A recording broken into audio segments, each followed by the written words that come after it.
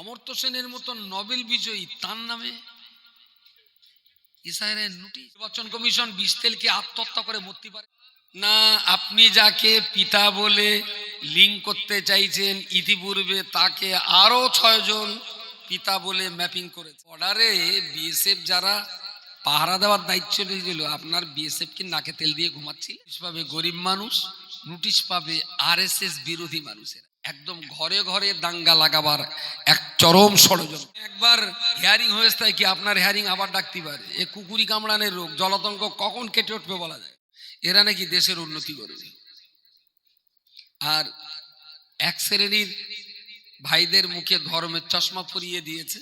ধর্মের চশমা, ওরা ধর্মের চশমা পরে ইসলাম আর মুসলমানের সঙ্গে লাগাতার বিরামহীনভাবে লড়াই চালিয়ে যাচ্ছে। আমি ভাবতে অনুরোধ করছি, দেশটা কিন্তু অত্যন্ত বিপদের ঝুঁকিতে আছে, কঠিন বিপদের ঝুঁকিতে আছে। কারণ এই এসআইআর কে কেন্দ্র করে যেদিকে যাচ্ছে, আমি লিখেছি একটা জায়গায়, দেশের ভিতরে পাকিস্তান ভারত হামলা করবে কিনা পরের কথা, চীন হামলা করবে কিনা পরের কথা, রাশিয়া হামলা করবে কিনা পরের কথা, আর বাংলাদেশ হামলা করবে কি, ব্যাঙে পেশাব দিলে এমনি তো ডুবে যায়, ছেড়িয়ে দিলাম। কিন্তু কারোর হামলা করা লাগবে না। প্রত্যেকটা গ্রামে গ্রামে ঘরে ঘরে ভারতবাসীর সঙ্গে ভারতবর্ষের মানুষের সাথে, এ পাড়ার সাথে ও পাড়া, এ গ্রামের সাথে ও গ্রাম, গ্রামের ভিতরে গ্রামের গৃহযুদ্ধ লাগার প্রবল আশঙ্কা আছে। আসলে সংসারের ছেলেপিলে যদি ঝগড়া করে, বাপ মিটিয়ে এক জায়গায় করে দেয়, ছোট ভাইয়ের সঙ্গে বড় ভাই মিলিয়ে দেয়, বড় বোনের সঙ্গে ছোট বোনের আবার মিলিয়ে দেয়। এ দেখ, এই গরিবের সংসার, এক সংসার রয়েছিস, তোরা মিলেমিশে থাক। ভাই ভাই এরম ঝগড়া করলি আমি বুড়ো মানুষ, আমার ভালো লাগে? ছোট ভাই যা, তোর ভাইয়ের গাল দিছিস, যা হাত একটু ক্ষমা চা, আর কখনো ভাইরে গাল দিবি না।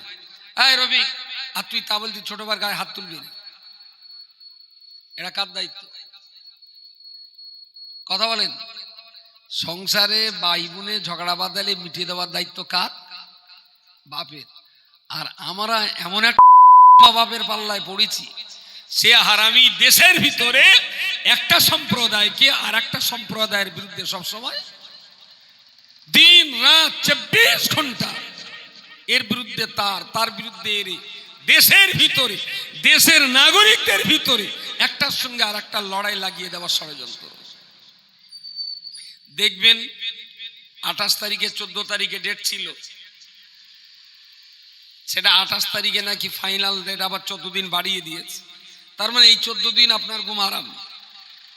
ও একবার হিয়ারিং হয়েছে তাই কি আপনার হিয়ারিং আবার ডাকতে পারে। এ কুকুরি কামড়ানোর রোগ, জলাতঙ্ক কখন কেটে উঠবে বলা যায় না, যখন তখন কেটে উঠবে। একবার হিয়ারিং করেছে, রাত্রি ঘুমিয়েছে, সকালবেলা উঠে দেখতে আবার হিয়ারিং এর নোটিশ। বুঝতে পারেননি? এ মনে করতেছে বিওলো বোধহয় ঝামেলা করতেছে। বিওলো বলতে দেখ আমার মোবাইলটা দেখ, আমি কিচ্ছু করিনি। তাহলে এই আমি হ্যারিতে ঘুরে এলাম, ফের আসবে গেল, তাহলে পাঠাচ্ছে, তা আমি কি করবো? বিওলোর কোনো দোষ?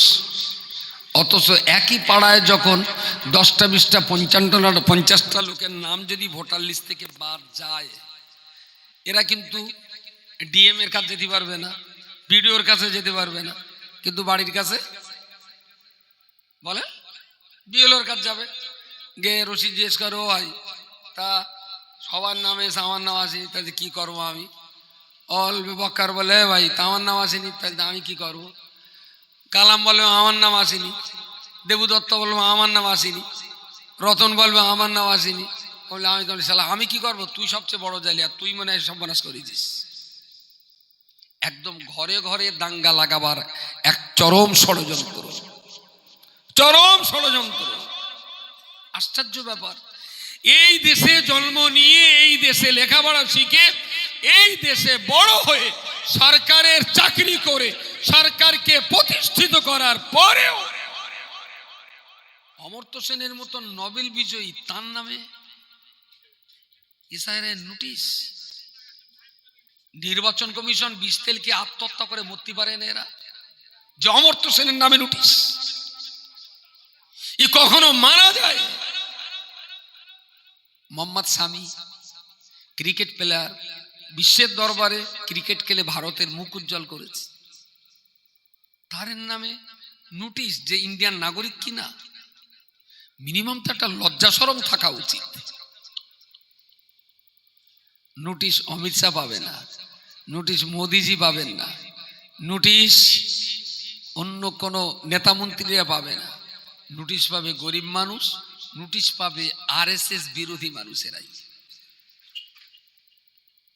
এই সংসার, এই দেশ কখনোই ভালো চলতে পারে না। আমার সন্দেহ হচ্ছে গৃহযুদ্ধ, এবং এই গৃহযুদ্ধের পরেই হয়তোবা শুরু হবে দেশের দ্বিতীয় বৃহত্তর স্বাধীনতার সংগ্রাম। ইংরেজদের তাড়াতে একবার সংগ্রাম করতে হচ্ছে 200 বছর ধরে, আর ইংরেজদের এই দালালদের তাড়াতে আবার বোধহয় আমাদের 200 বছর লাগবে। কিছু করার নেই। আমি ভবিষ্যৎ আদৌ ভালো দেখছি না দেশের। একটার বিরুদ্ধে আর একটার, এর বিরুদ্ধে তার বিরুদ্ধে ওর, লাগিয়ে দিয়ে এক কঠিন ষড়যন্ত্র। আরে ভাই, বাংলাদেশ থেকে আসুক আর পাকিস্তান থেকে আসুক, চায়না থেকে আসুক আর ভুটান থেকে আসুক, রয়েছে তো এই দেশে, এতদিন তো রয়েছে। সে এখানে এসেছে, জমি কিনেছে, বাড়ি করেছে, তার ভোটার কার্ড আছে, আধার কার্ড আছে, রেশনের মাল খায়, ছেলেপিলে লেখাপড়া শিখছে, চাকরি করছে। এই 65 বছর এখন বলা হচ্ছে তুমি এই দেশের কিনা প্রমাণ করো। আমি বললাম তাহলে বর্ডারে বিএসএফ যারা পাহারা দেওয়ার দায়িত্ব নিয়েছিল, আপনার বিএসএফ কি নাকে তেল দিয়ে ঘুমাচ্ছিলেন? শাস্তি যদি এদের হয় তাহলে বিএসএফ এর শাস্তি হবে না? ওরা পাহারা দেয়নি কেন দেশটারে? কোনো বিচার নেই। কি ব্যাপার না, আপনি যাকে পিতা বলে লিঙ্ক করতে চাইছেন, ইতিপূর্বে তাকে আরো 6 জন পিতা বলে ম্যাপিং করেছেন, সুতরাং এত তারিখে আসুন। অথচ এর মোটে 2 ভাইয়ের 1 বোনই। বলতে আমার বাপের তোমরা 3 ভাই বলি, তা আমার বাপ দে নাকি আরো 6 জন আমার আব্বারে আব্বা বলেছে। আব্বা বুড়ো বয়সে আবার কোথাও নিকে টিকে করিনি তো। নির্বাচন কমিশন, তারা সরকারি লোক, তাদের হাতে নেট আছে, কম্পিউটার আছে, তারা কি ভুল করলো? ও আব্বা, আব্বা সত্যি করে বলো দিন, তুমি কি কোনো মেয়ে লোকের সঙ্গে বেটে করেছো? তার মানে একদম ঘরে ঘরে বাপ বেটা দাঙ্গা লাগাবার 80% মানুষের এসেছে যে আরো 6 জন, আরো 6 জন। ওরা 3 জন হয় না, 8 জন হয় না, সব জায়গায় 6 জন। তার মানে বাপ বেটা যে দুটো ভ্যান টান চালিয়ে স্বস্তির সঙ্গে খাবে, কোনো লাইন নেই, সেখানেও আগুন জ্বালিয়ে দেবে। শয়তান কোথায় আছে জানি নে, তবে সেও হেসতেস খুব যে এইসব শয়তানি যুক্ত তো আমি তো দেইনি, কিন্তু এই শয়তানি সব পেলেও কোথায়? শয়তানও লজ্জা পাচ্ছে এর শয়তানি দেখে। প্রিয় শ্রোতা মণ্ডলী, মনে রাখুন, আমি আপনাকে বলতে চাইছি, রাষ্ট্রীয় শান্তির সঙ্গে বাঁচতে গেলে আপনার জন্য রাষ্ট্রীয় সংবিধান পড়াটা যেমন জরুরি, আল্লাহ দরবারে শান্তির সঙ্গে থাকতে গেলে, আল্লাহ পাকের রাজত্বে শান্তির সঙ্গে বসবাস করতে গেলে, আল্লাহ পাকের আইন কানুন কোরআনুল কারীমের নীতি অনুযায়ী আপনার জীবন পরিচালনা করা, এটা তো আপনার জন্য অত্যন্ত জরুরি। তাহলে ভারতবর্ষের মুসলমানদের 2টা অগ্নি পরীক্ষা দেওয়া লাগবে। একটা পরীক্ষা কোরআন মেনে চলার প্রমাণ দিতে হবে, আর একটা পরীক্ষা সংবিধান মেনে চলার প্রমাণ দিতে হবে। এরা তোরে কি কারগিলি যাবি? এরা করছি এই আঙ্গানা লোকেগা লোকেগা, তোরা তোর ঘুমোয়ও না। অন্যান্য ধর্মের খবর আমি খুব ভালো জানি না, যা জানি না তা নিয়ে কথা বলা ভুল হবে। আমি এমনি পড়াশোনা করি খুব কম, আর তার ভিতরে যা একটু অর্ধেক পড়ি ওই ইসলাম নিয়ে পড়াশোনা করি, সেটা পরিমাণও খুব সামান্য। আর ভারতীয় সংবিধানটা মোটামুটি যখন সুযোগ পাই একটু দেখি, পড়ি, ভালো লাগে। মানে এই দুটো, কোরআন এক আল্লাহ সংবিধান, আর ইন্ডিয়ান কনস্টিটিউশন ভারতীয় সংবিধান, এই দুটো পড়ে আমার মনে হচ্ছে মেন জায়গায় গুরুত্বপূর্ণ কিছু কিছু পয়েন্টে কোরআনের সঙ্গে আর সংবিধানের সঙ্গে প্রচন্ড মিল আছে। আমি জানি না আল্লাহ বি আর আহমেদের কাছ থেকে জেনে লিখেছে না বি আর আম্বেদকর কোরআন থেকে জেনে লিখেছে, বোঝা যায়নি। কোরআনের বয়স 1400, ইন্ডিয়ান কনস্টিটিউশনের বয়স 70 বছর। এখন কেউ না কেউ কারো না কারো দেখে লিখেছে।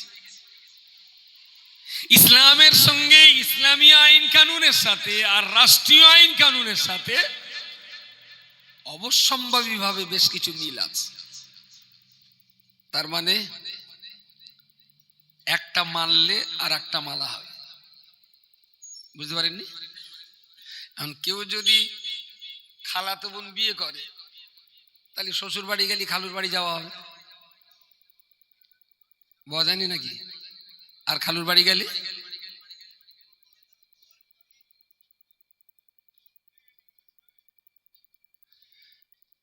একেবারে অ্যাজ ইট ইজ।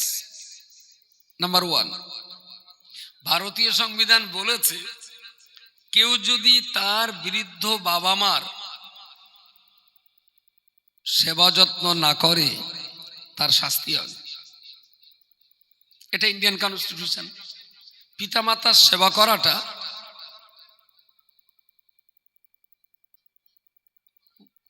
কোথায় বাড়ি? হ্যাঁ,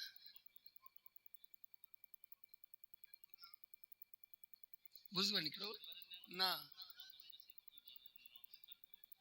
ও বসো বসো, এক বস, এখানে বসো, চেয়ারে বস। যাক,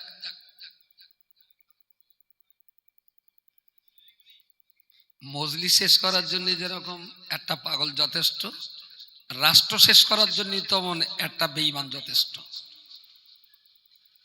বুঝতে পারেননি? এতগুলো মানুষের ঠান্ডা মাথা একটা লোকেই কিন্তু অস্থির করে দিতে পারে।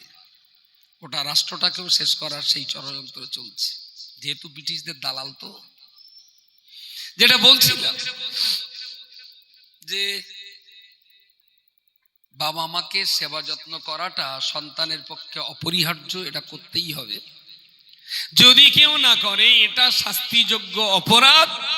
ভারতবর্ষের সংবিধান অনুযায়ী প্যানেল কোর্টের আইনে তা বলা আছে।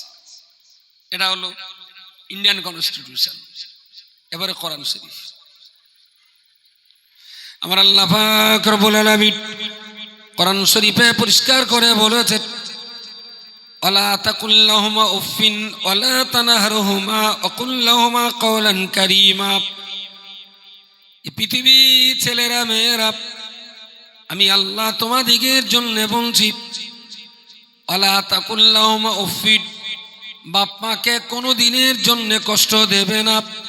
ওয়ালা তানহারহুমা, পিতামাতার কথা কখনো অমান্য করবে না। ওয়াকুল লাহুমা কওলান কারীমা, তোমার বাপ এবং মায়ের সাথে অত্যন্ত নরম ভাষায় কথা বলবে এবং তোমরা আমি আল্লাহ আমার কাছে এই মর্মে দোয়া করবে, রব্বিরহামহুমা কামা রাব্বায়ানি সগীরা। আল্লাহ, আমার বৃদ্ধ পিতামাতা আমার বাল্য বয়সে আমাকে কোলে করে যে আদর যত্নে লালন পালন করেছিলেন, আল্লাহ আমার বৃদ্ধ বাপ এবং মাকে আপনার রহমতের কোলে আদর ও যত্নে রেখে দিন। সুবহানাল্লাহ বলেন, একটু সবাই মিলে বলেন সুবহানাল্লাহ। রব্বিরহামহুমা কামা রাব্বায়ানি সগীরা। আল্লাহ, ছোট বয়সে কতবার কাঁথায় পেশাব করেছি, বাবা মা ভিজে জায়গায় শুয়ে আমাকে শুকনো জায়গায় শুয়েছিলেন। ছোট বয়সে কতদিন পেরিয়ে গেছে, বাবা মা নাকি আমাদেরকে খাইয়েছেন। বৃষ্টি বাদলার দিনে আমাকে কোলের ভিতরে মুড়ি দিয়ে রেখে বাবা মা ভিজেছিলেন। রোদ বৃষ্টি বাদলা ঝড় ঝঞ্ঝা সমস্ত কিছুর মোকাবেলায় পিতামাতা সবসময় আমাদের সেফটিতে রেখেছিলেন, নিরাপত্তায় রেখেছিলেন। আল্লাহ, যে বাপ মা আমাদেরকে এত আদরে এত যত্নে এত দয়া মায়ার কোলে লালন পালন করেছিলেন, আল্লাহ আমার সেই পিতামাতাকে তুমি তোমার রহমতের কোলে আদর যত্নে রেখে দাও। আরো একবার বলুন সুবহানাল্লাহ।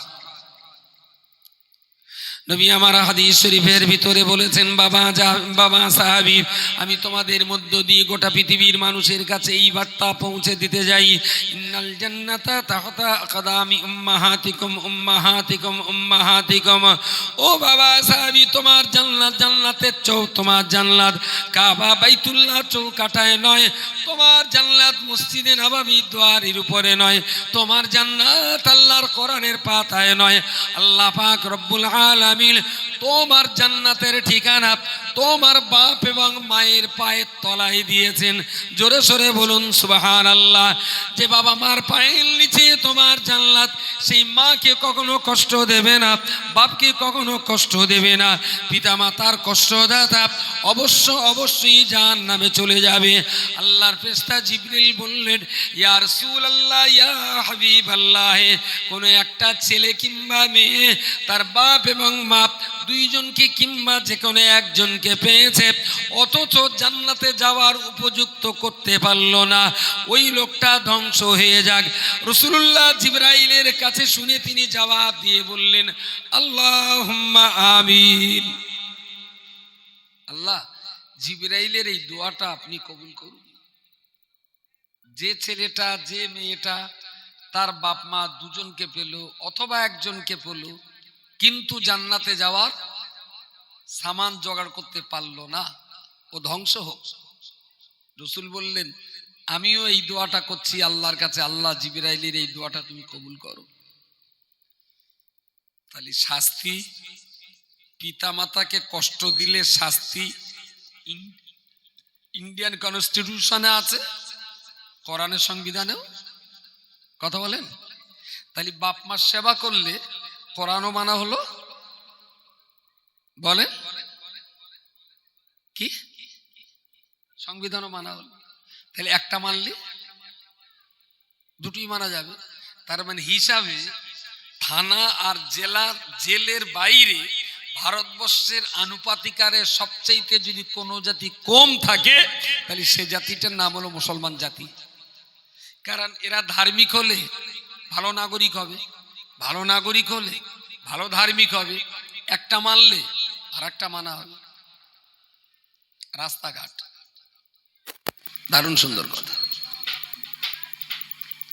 ইন্ডিয়ান কনস্টিটিউশনে বলা আছে যে রাস্তায় চলার পথে কেউ কাউকে বাধা সৃষ্টি করবে না, আর অতিরিক্ত গতিতে গাড়ি চালাবে না।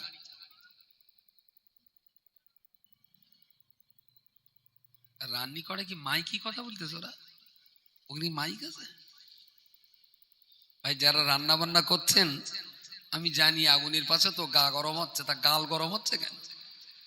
একটুখানি কথাটা আসতে বলেন প্লিজ। এদিকে একটা থামাই তো এদিকে ইঞ্জিন বানাবার যেখানে বসে, বহুত সমস্যা।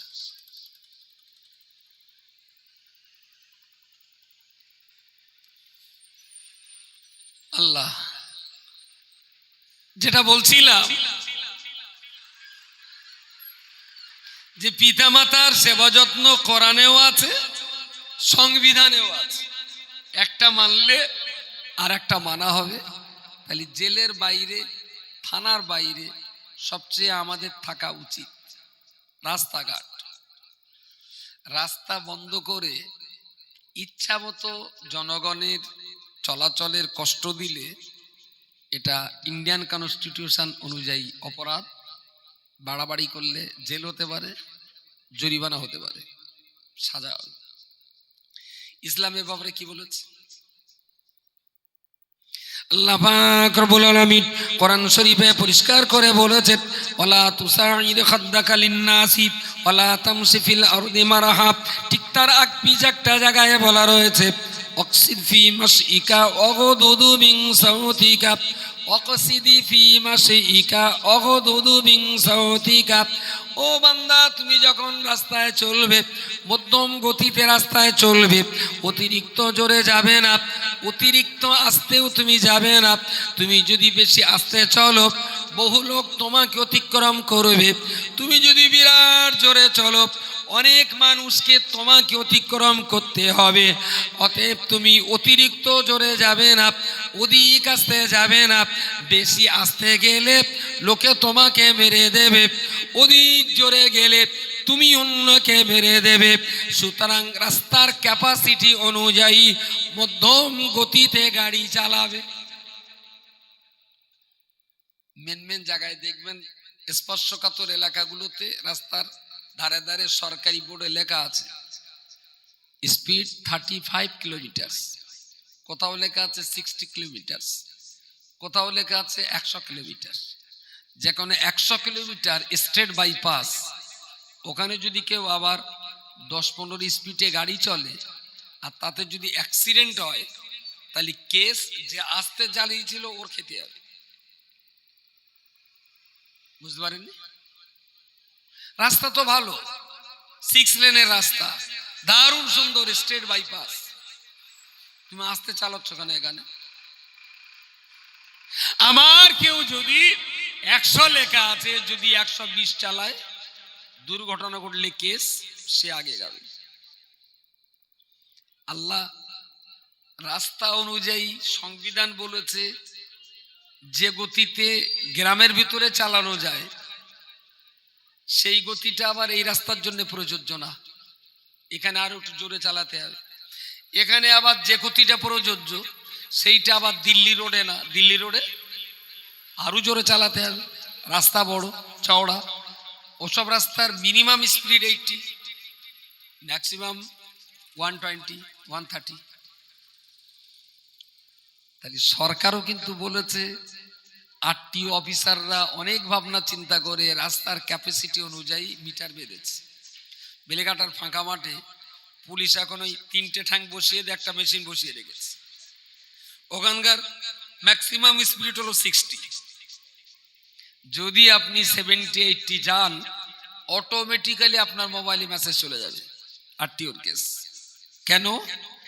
এই রাস্তার ম্যাক্সিমাম স্পিড 60, তুমি বেশি জোরে যাচ্ছ, এটা মানুষের জন্য বিপজ্জনক, যার জন্য তোমার কেস। আইনটা তো দেশের জনগণের কল্যাণের জন্য বলে। এই আইন মেনে চললে আপনারও ভালো, আমারও ভালো। আইন ওভারটেক করলে ক্ষতি একদিন আপনার, ক্ষতি একদিন আমার। আল্লাহ সেটাই বললেন কোরআনে, ওয়াকসিদি ফি মাশিকা, তুমি রাস্তা দিয়ে যখন যাবে মধ্যম গতিতে যাবে, অতিরিক্ত জোরে না, অতিরিক্ত আস্তে না। তাহলে দুর্ঘটনা থেকে তুমি নিরাপদে থাকবে। খুব জোরে যাবে না, খুব আস্তে যাবে না, ভালো লাগবে। বলার কথা হলো এইটা যে আমাদের তো বেশি সুবিধে, একটা মানলে কথা বলে, দুটো মানা হবে। চলুন, জেনা, বেবিচার, ধর্ষণ, ইন্ডিয়ান প্যানেল কোডের আইন অনুযায়ী ধর্ষণ করলে 10 বছর জেল জরিমানা, আর যদি নাবালিকা হয় তাহলে আরো কঠিন শাস্তি, ভারতীয় সংবিধানে আছে। ইসলামে কি ধর্ষণ করলে পুরস্কার দেওয়ার কথা আছে? ধর্ষণ করলে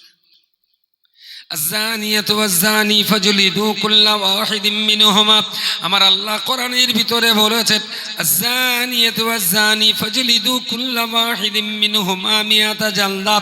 ব্যভিচারকারী ওরা যদি বিবাহ পূর্ববর্তী কিংবা বিবাহ পরবর্তী শরীয়তের আইন উপেক্ষা করে ইচ্ছা মতো যদি জেনা ব্যভিচার করে, ধর্ষণ করে, তাহলে তাদের কঠিন শাস্তি দেওয়া হবে। তাহলে ধর্ষণ করলে ভারতীয় সংবিধানে শাস্তি রয়েছে, দর্শন করলে কোরআনের আয়াতেও তো শাস্তি আছে।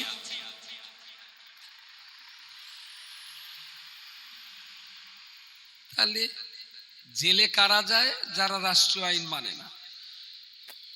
থানায় আসামি কারা হয়? যারা রাষ্ট্রীয় আইন মানে না। জরিমানা কাদের দিতে হয়? যারা রাষ্ট্রীয় আইন মানে না। তাহলে আমি কয়েকটা কথা উল্লেখ করলাম, রাষ্ট্র আইন মানিনি মানি, তাহলে আল্লাহর আইনটাও তাদের মানা। ভারতবর্ষের আর কোন ধর্মের মানুষের সাথে, কোন ধর্মের সাথে ভারতবর্ষের সংবিধানের এই মিল আছে কিনা আমি জানি না, তবে ইসলামের আইন কানুনের সাথে ভারতীয় সংবিধানের বহুল অংশে মিল রয়েছে। আপনি পড়লে আপনার আনন্দ হবে। ভালো লাগবে। তো রাষ্ট্রকে ভালো রাখার জন্যেই রাষ্ট্র আইন, আল্লাহর বান্দাদের ভালো রাখার জন্য আল্লাহর আইন। আইন কিন্তু আমাদের ভালোর জন্য, কিন্তু আমরা পুলিশকে ফাঁকি দিয়ে আবার বেশ নিজে একটু যেন মদ্দানি মদ্দানি ভাব, বিনা হেলমেটে চালিয়ে এসছি, বিশাল মদ্দানি আমার। কিন্তু যেদিন লরির তলায় যাবে সেই দিন বুঝবে যে আমি পুলিশকে ঠকাইনি, আসলে আমি আমাকেই ঠকিয়েছি। অনেক দিনের আগের কথা। এই যা 30 মিনিট পার হয়ে যায়নি এতক্ষণ না বলে, বাহ 11টা 22, আর মিনিট 5-এর ভেতরে শেষ করবো। হ্যাঁ 11টা, ও নাউজুবিল্লাহ 12টা নয়, ও 11-12। আসলে ওই কি বলে তাপমাত্রা 11টা 22-এ তাপমাত্রাটা অনলাইনে পেয়েছিল আর কি, লিঙ্ক পেয়েছিল, তখন দেখাচ্ছিল 16 ডিগ্রি। এখন নিশ্চয়ই আরো বোধহয় একটু কমেছে। আর ঘড়িতে বাজে 12টা 9, মাঝখানে ওখানে ডিগ্রি টাইমটা ছিল 11টা 9, ও এখন 15 ডিগ্রি। যাক, অ্যাকচুয়াল এখন টাইম 12টা 9। আর লম্বা করবো না, শেষ কথাটা বলে নেই। ছেলেটা একটু হাবলা বোকা, একটু হুঁসো হুঁসো পায় না, নাকে শিশিয়ে নাক ঝাড়তে পারে না, এরকম করে দে ভাসে ঘষে দিলে ভাবটা ঠিক এরকম, লোকে ভদা ভদা করে ডাকে। এখন প্রায় লোক বলে আমি কলকাতায় গিয়ে চিড়িয়াখানা দেখেছি, আমি কলকাতায় গিয়ে এরকম নকল আকাশ তারা দেখেছি, বিড়লা প্ল্যানেটেরিয়াম।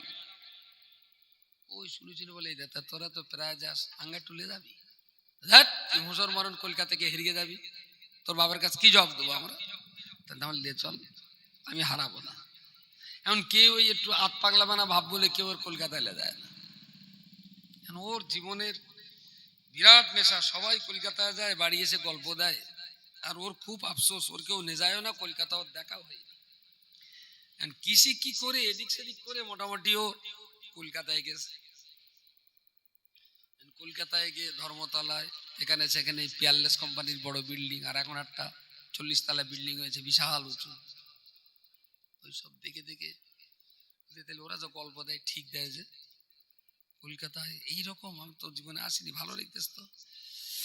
আমি বাড়ি আসবে তখন মনে হলো আমি যেই কলকাতা থেকে বাড়ি যাচ্ছি, গ্রামে গিয়ে যদি বলি, ওরা তেমনি আমার হাগল পাগল মনে করে না, আমার কথা কেউ বিশ্বাস করবে না। ওরা বলে না না তুই কলকাতায় যাসনি, বেনি বাড়াই গেলি। ও ঠিক করে যে এমন একটা কিছু আমার করে যেতে হবে যেন ওরা বিশ্বাস করে আমি কলকাতায় এসেছিলাম। তো তুই সন্তান মসজিদের সামনে দাঁড়িয়ে দাঁড়িয়ে উঁচু বাড়িটা গুনেছে, 4 তলা 5 তলা 6 তলা 7 তলা 8 তলা।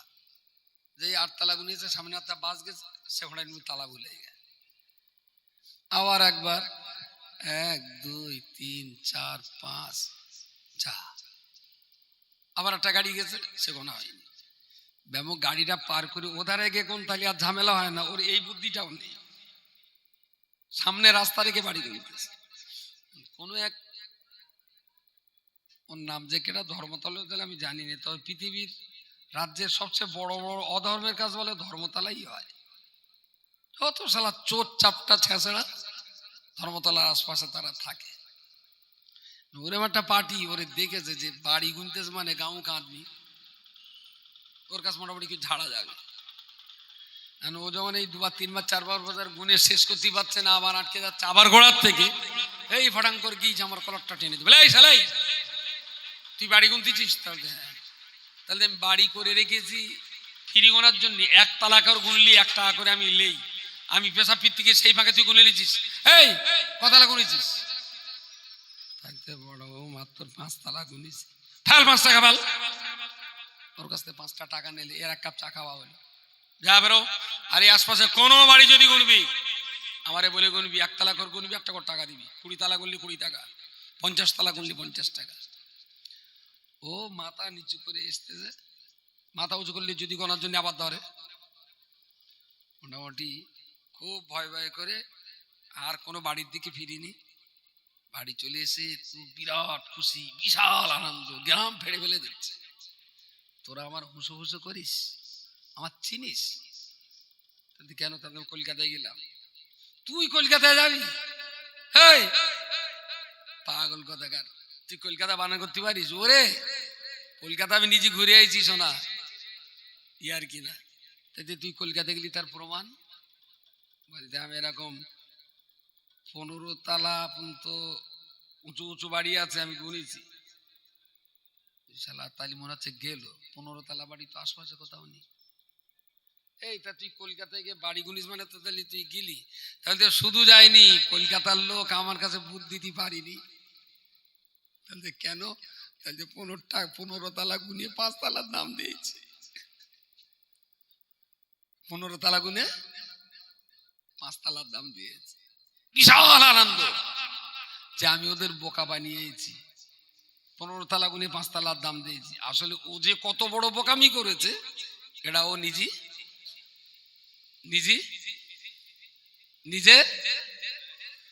এর ভেতরে যে কটা নামাজ পড়ে না এ কটা বললো ওই ভদার দলে বোঝা যায়নি। যে কটা আজও কোরআন শিখিনি, খুব ফটো মস্তানি মেরে মারাচ্ছে, এ কটা কোন দলে? কি জিবি প্যারালাইসিস হচ্ছে? আল্লাহর রাস্তে বলছি, আইন অমান্য করে পুলিশকে বোকা ভাববেন না, আর শরীয়ত অমান্য করে আলেম মাওলানা বক্তাদের বোকা ভাববেন না। ও মৌলভী সাহেব যতই নামাজ পড়তে বলুক আমি সম্বন্ধে তো পড়বো না, দেখি হুজুর কি করে। হুজুর তোমার বয়াকাত ছেড়বে? তুমি নামাজ পড়ো না তার মানে তুমি আমারে বোকা বানাচ্ছ না।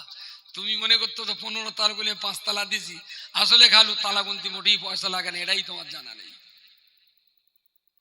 দয়া করে কাউকে ঠকাবার মানসিকতা নিয়ে মনে করছেন আমি বোধহয় সবাইকে ঠকাচ্ছি। আসলে তুমি যে কি ঠকা ঠকছো বুঝবে আফটার সাম টাইম। যেদিন বুঝবে সেদিন আর কিছু করার থাকবে না। সুতরাং সকাল সকাল একটু নিজেকে সামলে চলার চেষ্টা করুন। প্রতিদিন সকাল সন্ধ্যা কোরআনের তেলাওয়াত, 5 ওয়াক্ত নামাজ, সততার সঙ্গে জীবন কাটানো, কাউকে ফাঁকি দেব না, ওজনে কম দেব না। মদ গাঁজা বিড়ি এগুলো অমানুষের কাজ, আমি করব না। আমি কোনো মানুষকে ঠকাবো না, কাউকে কষ্ট দেব না, প্রতিবেশীদের হক আদায় করব, সারা জীবন সত্য কথা বলবো। আমি বলছি মুসলমানরা যদি ইসলামটাকে মেনে নেয়, এখনো বলছি ভারতবর্ষের 1 নম্বর নাগরিক মুসলমানরাই হবে। কিন্তু ইসলাম অমান্য করে করে এত পরিমাণ কেস খেয়েছি আমরা, এত পরিমাণ কেস করেছি। ভাইয়ের বিরুদ্ধে ভাইয়ের মামলা, মামুর বিরুদ্ধে ভাগনার মামলা, ভাবির বিরুদ্ধে ভাদ্রবর মামলা। এদের ভিতরে ইসলাম আছে বলে মনে হচ্ছে? জি ইসলাম থাকলে তো এত মামলাবাজ হবে না, এত কেস কাপটায় যাবে না। সামান্য কারণ, ছোট ভাবি বড় ভাবির একটা ঝাঁটা দেড়ো মেরেছে, মুরগির পিলে মরে গেছে। মুরগির পিলেটা হার্ডলি 250 গ্রাম গোস্ত হবে। এখন ছোট ভাই বাড়ি আসার পর ভাবি সেইটাকে খুব বানিয়ে সুন্দর করে বলে দিয়েছে। ওর বাপ কাওয়ালদার ছিল তো, ছোট বোর বাপ কাওয়ালদার ছিল, দারুণ সুন্দর গুছি। এই দেখো আমাদের সে মুরগির পিলেটা না বর্জা এরকম ভাবে মেরেছে। আর আমি বলেছি ঠিক আছে কচির আব্বা বাড়ি আসুক, ব্যবস্থা হবে নি। তা তোমার কি বলে জানো? বলেছে বেজম্মা বাড়ি এসে কি করবে আমার? বাস ছোটবার মাথায় রক্ত উঠিয়েছিল। বড় বেজম্মা বললো একদম বাবলা কাঠের কোদালির নাঠি ছিল, এইভাবে এই বাইরে আয়। এই আছে কি হয়েছে? তার তো খায় তুই আমার বেজম্মা বলি কেন? বলি কোদালের নাঠির মায়। ভাবি চিত হয়ে পড়ি, জিভ বের করে পড়ি রয়েছে, মাথা বেটে রক্ত বেরোচ্ছে। পুলিশ এসে এর এলাকা হলো হসপিটালে, ওর এলাকা হলো থানায়। দিনের শেষে গল্প শুনে দেখা গেল 250 জনের মুরগির পিলের মামলা। বুঝতে পারেননি? এ কি মুসলমানের জাত? সবচেয়ে বেশি ঠেঙাতে হাজামদের। হাজাম এইসব শালাকা কাটে কেন আগা? একদম জুতকে দেওয়া দরকার হাজাম করায়। কাটার আগে জিজ্ঞেস করবি কোরআন জানে কিনা, কলমা জানে কিনা, ইসলামের মূল তন্ত্র কোরআন পড়েছে কিনা। কোরআন পড়ুক, মিনিমাম ইসলামটা জানুক, তাতে যদি খাতনা 7 বছরে নয় 70 বছরে তাই দেবে। এদের ভিতরে ইসলামের কিচ্ছু নেই, 5টা কলমা পড়তে পারে না, হাজাম কেটে দিয়ে গেলে মনে কর মুসলমান হয়ে গেল, জান্নাতে যাব। তাহলে এক কাজ কর, তুই ডবল কাট দে, আগে আগে যাস, আগে যাস, দুবার কাট, তাতে বউ পালায় পালাবে, অসুবিধে কি আছে? আল্লাহর হস্তে বলছি, আল্লাহকে বোকা ভাবাটা ঠিক হচ্ছে না, পুলিশকে বোকা ভাবাটা ঠিক হচ্ছে না। আসলে আপনি কিন্তু নিজের উপরেই বোকামি করছেন। যত আইনকে স্যালুট জানাবেন, তত রাষ্ট্র আপনাকে স্যালুট করবে, ততই স্যালুট করবে। আইনটাকে সম্মান করুন, সমাজ আপনাকে সম্মান করবে। আল্লাহর কোরআনকে সম্মান করুন, গোটা সমাজ, গোটা রাষ্ট্র আপনাকে সম্মান করতে বাধ্য থাকবে। আপনি তো সত্য কথা বলেন, আপনি তো ওজনে কম দেন না, আপনি তো কাউকে ঠকান না, আপনি তো চুরি করেন না, আপনি তো মদ গাঁজা খান না, আপনি তো মানুষের সঙ্গে 2 নম্বরই আচরণ করেন না, আপনি তো কালোবাজারি করেন না। তাহলে কেন মানুষ আপনার সম্মান নিয়ে টানাটানি করবে? সবাই আপনাকে সম্মানিত করবে। একটু নিজেকে সাজিয়ে গুছিয়ে মানিয়ে সততা নিষ্ঠার আদর্শের সাথে চলুন, দেখবেন ডাল ভাত খেয়ে অনেক শান্তিতে থাকবেন, অনেক শান্তিতে থাকবেন। শান্তিতে থাকার জন্য গোশ খাওয়া লাগে না, শান্তিতে থাকার জন্য বিরাট বাড়ি লাগে না, শান্তিতে থাকার জন্য অনেক দামি জামা কাপড় লাগে না। শান্তিতে থাকার জন্য আইনকে শ্রদ্ধা জানিয়ে সততার জীবনযাপন করতে হয়, খুব শান্তিতে আপনি থাকতে পারেন।